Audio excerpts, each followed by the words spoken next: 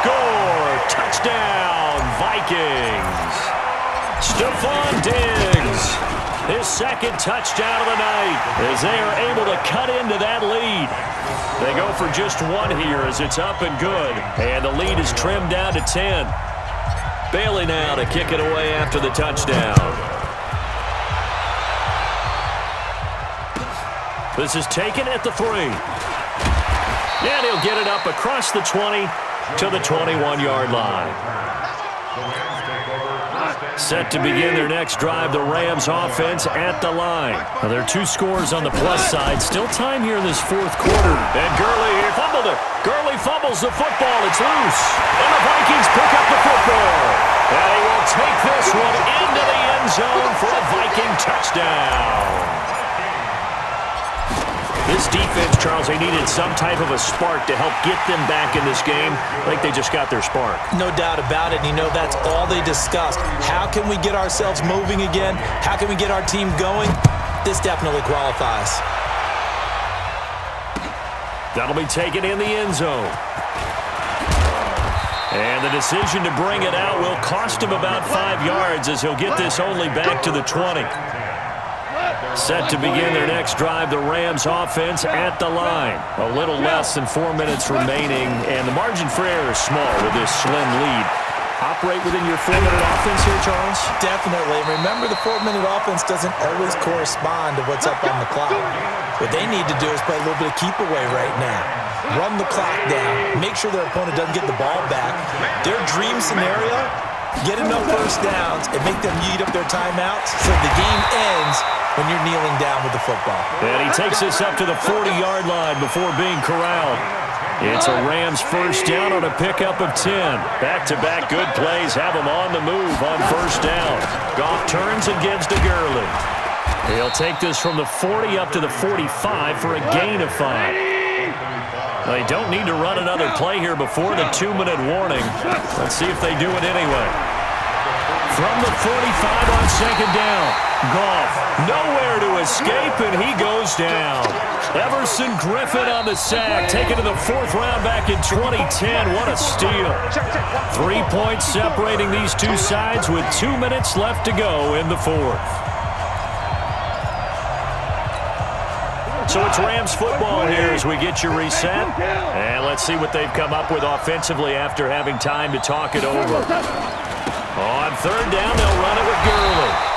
And that play went nowhere. Losing yardage. It'll be back at the 36. It'll be a loss of a yard, and it'll be 4th down.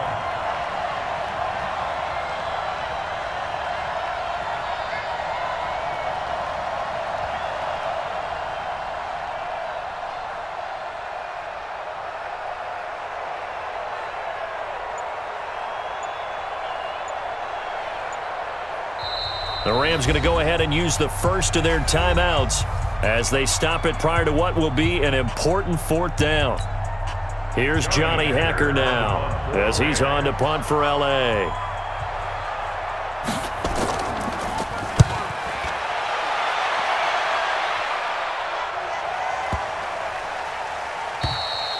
And this one hits at the 1, continues on into the end zone for a touchback. Here are the Vikings now to start their next drive. They're only in need of a field goal, a decent amount of time on the clock. So tell me if I'm wrong. You don't have to be too panicked here. No, not at all. I agree with you. And this is where your preparation and your confidence comes into play. They've worked on these situations. They practice this all the time. They practice it all the time. They know what they want to get done. And in a lot of cases, the great competitors, they love this situation. They think they can go ahead and get it done. They practiced it. We'll see if practice makes perfect.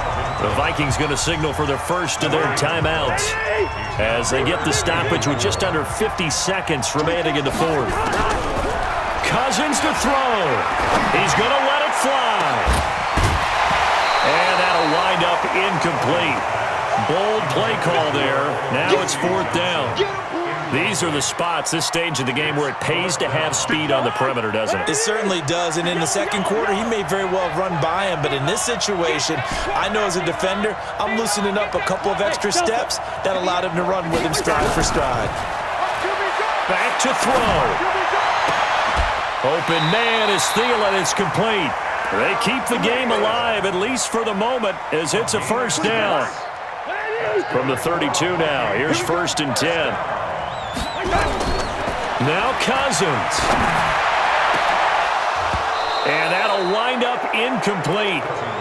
Trying to give his man room to run under it, but it's 2nd down. Here's 2nd and 10 now from about the 32. Slam. Check notch. Hey, echo. Cousins. That one into the hands of Thielen, complete. And they'll get this well past midfield before being stopped just before the 35. Now the Vikings will use the second of their timeouts as they'll stop the clock with 24 seconds to go in the game. They run. Cook. They tried a quick hitter inside, but that one was swallowed up because what they're hoping, those big defensive linemen will take the bait and move laterally and open up a crease that they can run through. Didn't happen on that play. And the question now, can they get closer on 3rd down? A field goal from here, you're looking at right about a 52-yarder. Now contact up front as penalty markers come in. Who is this against? And the penalty, a big assist to this offense. Now it's 3rd and 3.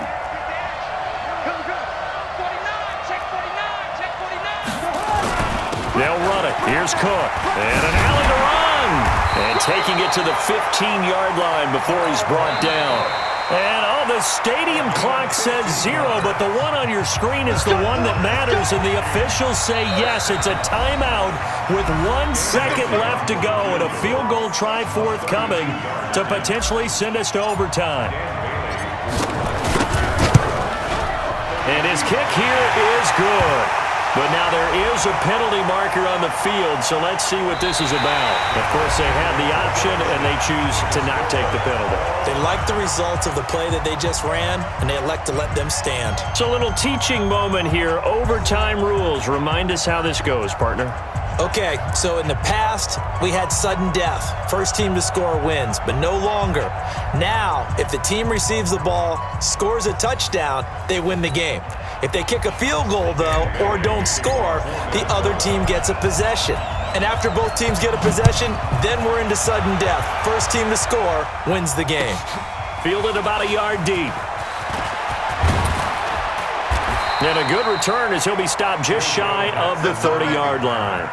The Rams take over 1st and 10 at their own 29-yard line. Set to begin their next drive, the Rams offense at the line. They're set for their first drive here in overtime, and this is where the crowd can really become a factor. They've had to battle it all day, but I know what you're saying. In overtime, that gets doubled, doesn't it? At least, because now the crowd really wants to be involved and help their team, and that first drive can dictate the whole thing because they know if this team takes it downfield and scores a touchdown, it's game over. It's been loud in here so far. Yet another carry here tonight for Gurley. He's able to rip off 32 on that one. It's a first down. Even from up here in the booth, the play-by-play guy could tell that there was some pretty good blocking on the right side of the line. Well, you have good eyes, and it's almost like a ballet when it's executed that well.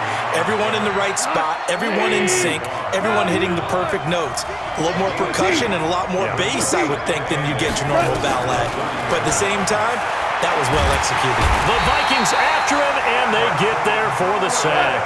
Everson Griffin able to drop in that time for his second sack of the evening. This has been a tough one for this offensive line. It appears almost like they've been on roller skates this entire game, the way they've been pushed around. 6 sacks given up in this one. Hey, Zoo. 3rd and long. It's gone. And that will be incomplete. You can tell they were hoping for a flag there offensively. Several on the sideline motioning, hey, why not a penalty? Why not a penalty? What did you see? Yeah, I think you've got to let them play, and the officials are instructed. If there's contact coming from both sides, no flag. Let them fight it out. And forces 4th down. All things considered, a pretty good kick, just cruel punishment there to be denied by the crossbar. If you're going to hit from that distance, sometimes you're going to need a little luck, and unfortunately for him, this time the break goes against him. A good start to the drive here as that's caught out on the left side. And he's into the end end zone.